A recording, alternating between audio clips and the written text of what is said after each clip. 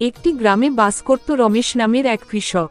তার প্রথম স্ত্রী গীতা শান্ত স্বভাবের ও গৃহস্থালিতে পারদর্শী। বহু বছর সন্তান না হওয়ায় রমেশ সমাজের চাপে আবার বিয়ে করে। দ্বিতীয় স্ত্রী মীনা রূপবতী ও চঞ্চল। প্রথমে দুই সতীন আলাদা থাকলেও এক ছাদের নিচে আসতে হয় সংসারের প্রয়োজনে। গীতার নীরবতা আর মীনার চটপটে স্বভাব নিয়ে ঘরে প্রায়ই দ্বন্দ্ব হতো। মীনা ভাবত গীতা তাকে অপছন্দ করে, অথচ গীতা সব সহ্য করে সংসার চালাত। একদিন গীতা অসুস্থ হয়ে পড়ে। মীনা তখন প্রথমবারের মতো বুঝতে পারে গীতার অবদান। সে গীতার সেবা করে আর গীতার নীরব ভালোবাসা অনুভব করে। সময় গড়াতে থাকে। গীতার কোলে একদিন সন্তান আসে, আর সেই সন্তানের বড় হওয়া দেখে দুই সতীনের সম্পর্কও বদলে যায় প্রতিদ্বন্দ্বিতা থেকে বন্ধুত্বে।